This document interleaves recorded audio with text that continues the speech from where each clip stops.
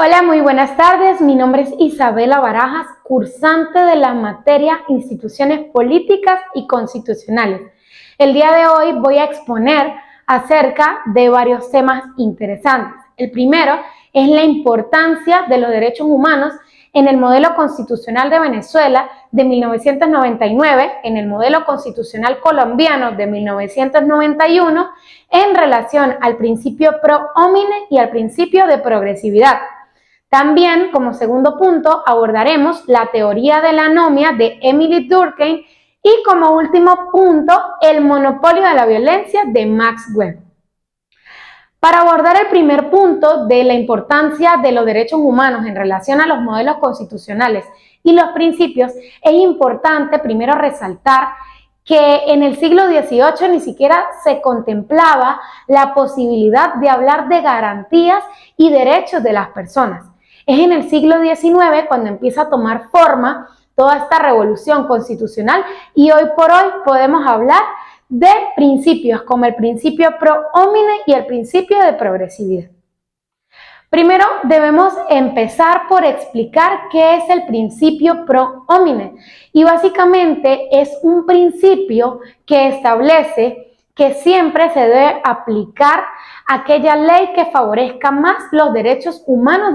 Esto se puede dar en caso de doble regulación o de un vacío legal, por ejemplo. En cambio, el principio de progresividad es aquel principio que le exige al Estado que debe generar las garantías necesarias para el cumplimiento de aquellos derechos humanos. Este principio de progresividad se puede establecer en metas a corto, largo y mediano plazo, estableciendo también la prohibición del retroceso de la norma. Siempre debemos ir en vía hacia la evolución y al desarrollo de todos los derechos humanos. Ahora bien, nos corresponde hablar del modelo constitucional venezolano de 1999. Nuestra Carta Magna, en su preámbulo, consagra los derechos humanos como derechos fundamentales, irrenunciables e inherentes a todas las personas humanas.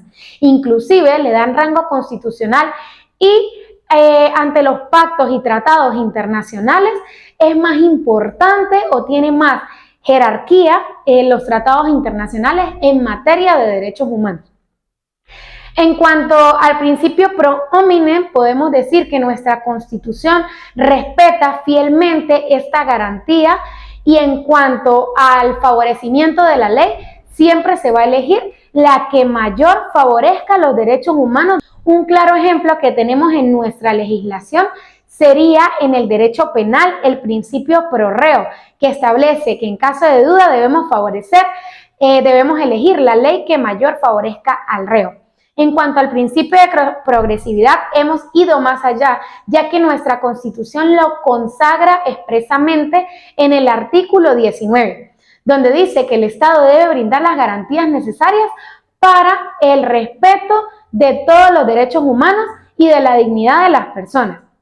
Nuestro proceso constitucional consagra también el debido proceso, respeta los derechos económicos, respeta los derechos fundamentales de cada persona y en cuanto al principio de progresividad establece que siempre debemos ir en desarrollo. Nuestra Constitución es una Constitución formal, difícil de modificar, debe establecerse bajo ciertos mecanismos de modificación, esto para garantizar que el Estado no imponga las leyes a su favor. En cuanto al modelo constitucional colombiano de 1991, es bastante similar al nuestro, ya que también apoya el principio pro homine y el principio de progresividad. El Estado colombiano debe generar las garantías necesarias para el cumplimiento de los derechos humanos. En cuanto al principio pro homine, también establece que se debe prevalecer la norma que respete más las garantías constitucionales y los derechos humanos. El ordenamiento jurídico colombiano va más allá al establecer expresamente también el derecho de los seres sintientes, así como el libre desenvolvimiento de la personalidad, le da un rol bastante importante al derecho al trabajo, a los derechos económicos, a los derechos sociales y también a los derechos en cuanto a la ecología y la preservación del medio ambiente. La Constitución colombiana también es formal, con mecanismos rígidos, difíciles de cambiar, que respetan las garantías de los derechos humanos y también le dan una jerarquía de mayor valor a los pactos y tratados internacionales suscritos por la República de Colombia. Bien, ya abordamos el primer punto de nuestra exposición.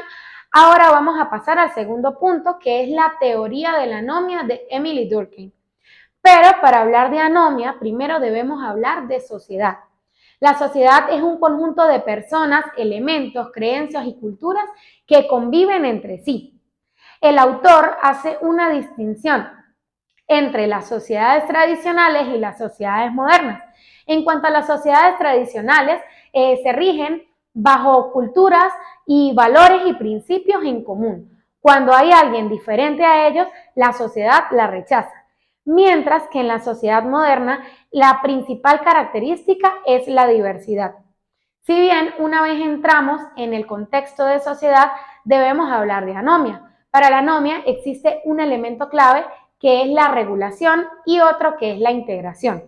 El sujeto debe integrarse a la sociedad y el Estado debe regular esta conducta. Cuando el Estado no regula la conducta, caemos en anomia.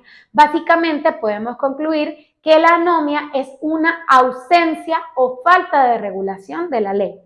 También este autor hace un importante inciso entre la importancia de la educación y la moral con respecto de la anomia. Cuando los seres humanos nos preparamos por no romper estos preceptos morales, es más difícil que caigamos en anomia. En las sociedades actuales es bastante difícil, ya que a medida de que ella va cambiando y también por la diversidad de factores, es más fácil incurrir en la anomia. Allí es tarea del Estado generar normas generales que sirvan y abarquen para poder regular a todos los individuos de la sociedad. Ahora bien, podemos abordar el último punto, que es el monopolio de violencia de Max Weber.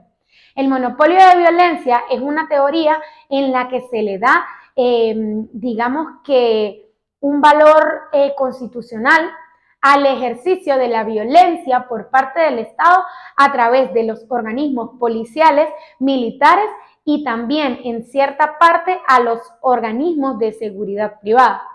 Esta teoría, Max Weber, dice que si la aplicamos podemos garantizar la seguridad de la sociedad y pues no incurrir en anomia, como lo hablábamos en el punto anterior. Esta teoría es bastante criticada, ya que si no se aplica correctamente podemos incurrir en el abuso de poder que iría deteriorando cada vez más los preceptos morales por los que tanto hemos luchado y la dignidad de las garantías humanas. Ya pues hemos finalizado todos los puntos de nuestra exposición y es importante resaltar que gracias a esta materia, instituciones políticas y constitucionales, podemos aprender como futuros magíster en ciencias políticas que es bastante importante la garantía de los derechos humanos de todas las personas. Y nosotros, bien que vamos a ejercer en la política, debemos garantizar primero los derechos humanos de cada ciudadano y segundo, el respeto por todas nuestras instituciones, principalmente nuestra Carta Magna, que es la Constitución de la República Bolivariana de Venezuela, así como lo consagra en el principio y en el desarrollo de todos los artículos de su Constitución. Gracias.